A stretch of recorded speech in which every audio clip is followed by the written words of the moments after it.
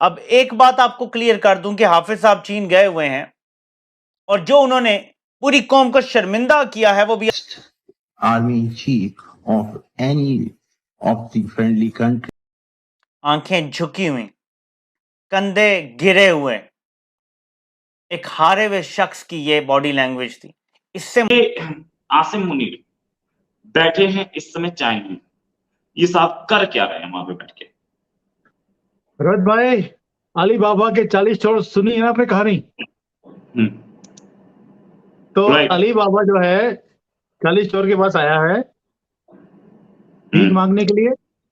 पहले 2 दिन तो भीख मांगेंगे, मक्खी नहीं बैठने देते। उन्होंने छितर रख लिया नीचे। उन्होंने कहा अब इन पाकिस्तानियों को ऐसा सबक सिखाएंगे जिसकी वजह से आप इस हाल पर पहुंचे।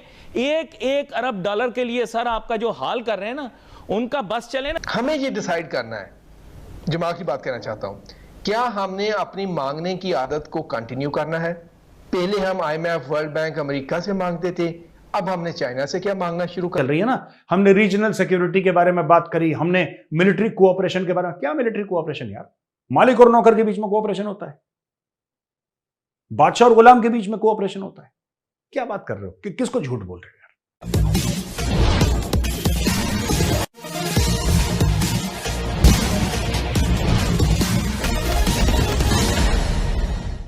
पाकिस्तान के आर्मी चीफ आसिम मुनीर, जिन्हें हाफिज साहब भी कहा जाता है, वे 4 दिनों के चीन के दौरे पर गए थे ताकि चीन से कुछ कर्ज का इंतजाम हो जाए। कर्ज मिलना तो दूर, चीन में उनकी भारी बेइज्जती हो गई है। यहाँ तक कि वहाँ के विदेश सेवा के प्रमुख ने उन्हें बराबरी पर बैठाना भी उचित नहीं समझा। आगे की चर्चा आप खुद सुन लें। अब एक बात आपको क्लियर कर दूं कि हाफिज साहब चीन गए हुए हैं और जो उन्होंने पूरी कौम को शर्मिंदा army chief of any of the friendly countries of China who is visiting China now after. आंखें झुकी हुई, कंधे गिरे हुए, एक हारे हुए शख्स की ये बॉडी लैंग्वेज थी। इससे और अपने एतमाद को जाहिर किया जो आपको अपने अंदर भी नहीं है। आपकी शख्सियत में एतमाद नहीं है।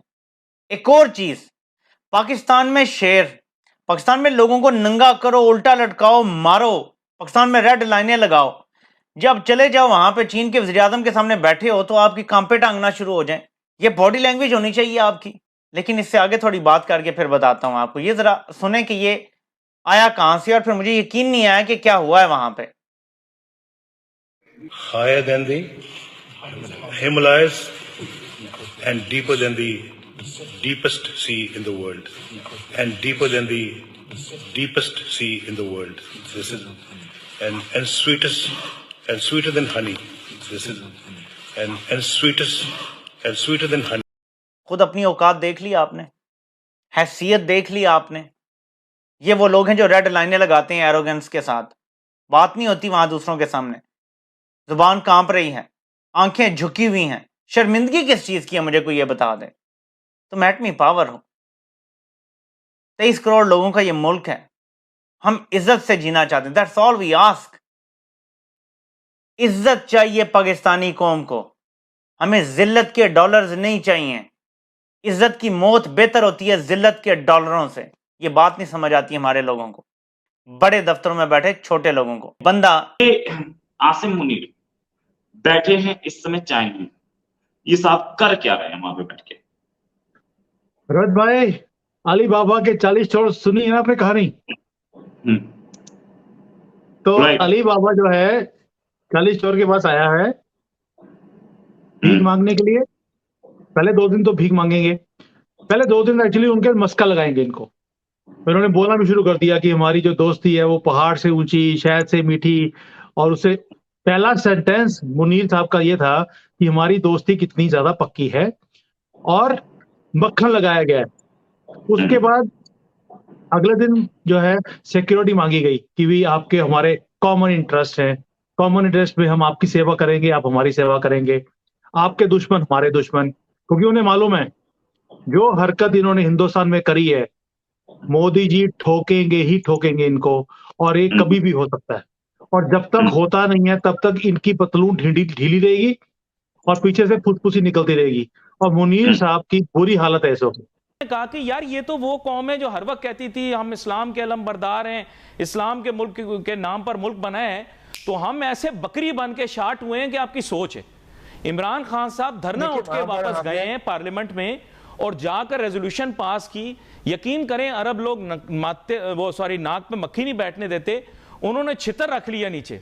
उन्होंने कहा अब इन पाकिस्तानियों को ऐसा सबक सिखाएंगे जिसकी वजह से आप इस हाल पर पहुंचे। 1-1 अरब डॉलर के लिए सर आपका जो हाल कर रहे हैं ना, उनका बस चले ना 1 अरब डॉलर से नाक साफ करके फेंक दें वो। और जिस तरह से हमारी, मैं कहना नहीं चाह रहा अल्फाज, जिस तरह से हमारी आलमी सतह के ऊपर बेइज्जती हुई है ना 1-2 अरब डॉलर मांगने के लिए, ये उस घटिया हरकत के लिए हुई है कि जब हमारी जरूरत पड़ी तो हमने 1.5 अरब डॉलर भी पकड़ा और पकड़ के 1.5 अरब डॉलर हमने तोहफा लेके हम जो बकरी होके शार्ट हुए ना, उसकी वजह से बहुत बेइज्जती हुई पाकिस्तान की। मैं आपको सच बता रहा हूं, अरब अब नफरत करते हैं हमसे। आप बेशक जो आपका पॉइंट ऑफ व्यू है। आसिम मुनीर गया है, ये चाइनीज युआन से लेंगे रशियन ऑयल, और वहां पे घुटने टेकने के लिए इनका आर्मी चीफ किया। और जो झूठी बातें चल रही है ना, हमने रीजनल सिक्योरिटी के बारे में बात करी, हमने मिलिट्री कोऑपरेशन के बारे में, क्या मिलिट्री कोऑपरेशन यार? मालिक और नौकर के बीच में कोऑपरेशन होता है, बादशाह और गुलाम के बीच में कोऑपरेशन होता है। क्या बात कर रहे हो? किसको झूठ बोल रहे हो यार?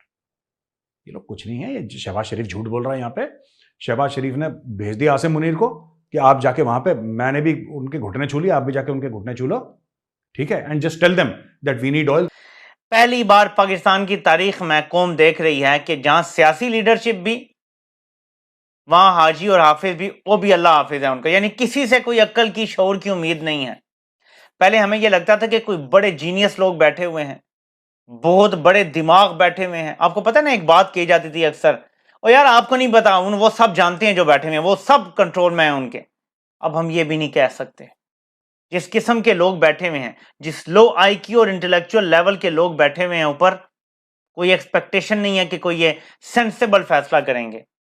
और अभी तक कोई फैसला ऐसा नजर भी नहीं आ रहा इनके दिमाग से। मैं ज्यादा बात नहीं करना चाहता, कोई ट्रोलिंग नहीं है जो मैं कर रहा हूं, अपना दुख बयां कहेंगे जी मैं वहां से 58 अरब डॉलर ये ले आया हूं, वहां से चीन ने हमें IMF के लिए गारंटी भी दे दी है, तो ये भी हो गया।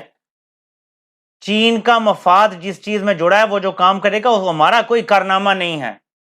चीन का मफाद इसमें है कि हम अमेरिका की गोद में ना जाके बैठ जाएं। चीन का मफाद इस चीज में है कि चीन यहां से अपना रूट शॉर्ट करे और अरब ममालिक तक अपनी सारी, और अरब ममालिक को फिर आगे जुड़े हुए अगर ममालिक हैं आगे जाना अफ्रीका से और बाकी सारा, वहां तक वो जा सके। यहीं से वो ईरान के थ्रू गुजर के यूरोप तक जाना चाहता है तुर्की के जरिए। तो वो यहाँ पे इसलिए ये करना चाहता है, इसमें हमारा कोई कारनामा नहीं है। मैं CPEC के बारे में भी डे 1 से ये कहता हूँ, वो चीन की जरूरत थी, वरना आप उनसे कुछ कि भाई हमें कुछ पैसे दे दो, कुछ गारंटी दे दो, ताकि IMF से हो सकता है कि $1 बिलियन जो कि पिछले 6 महीने से मिला नहीं है इनको। तो ये 4 दिन का मैंने आपको दौरा बता दिया आपको कि ये 4 दिन में क्या होने वाला है। 4 दिन में क्या होने वाला है? देखिए, ये 4 दिन का दौरा, पाकिस्तानी आर्मी चीफ वहां पर पहुंचे हैं बातचीत करने के लिए कि कटोरे से पैसा आ जाए। पैसा आ जाए क्यों? एक तो इकोनॉमी ठीक नहीं चल रही, दूसरा एक आर्मी टेक ओवर जब भी पाकिस्तान में हुआ है तो 3 चीजों की बहुत जरूरत रही है।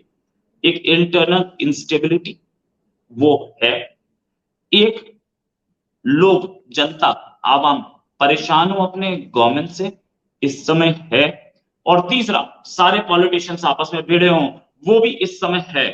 तो एक बड़ा कंड्यूसिव माहौल है आर्मी टेकओवर के लिए, और ऐसी खबरें बार बार आ रही हैं कि आर्मी टेकओवर हो सकता है। आप अगर हमसे जुड़ा रहना चाहते हैं तो कृपया मेरे चैनल को सब्सक्राइब करें तथा बेल आइकन भी दबा दें ताकि नई वीडियो की जानकारी तुरंत आप तक पहुंच जाए। धन्यवाद। जय हिंद।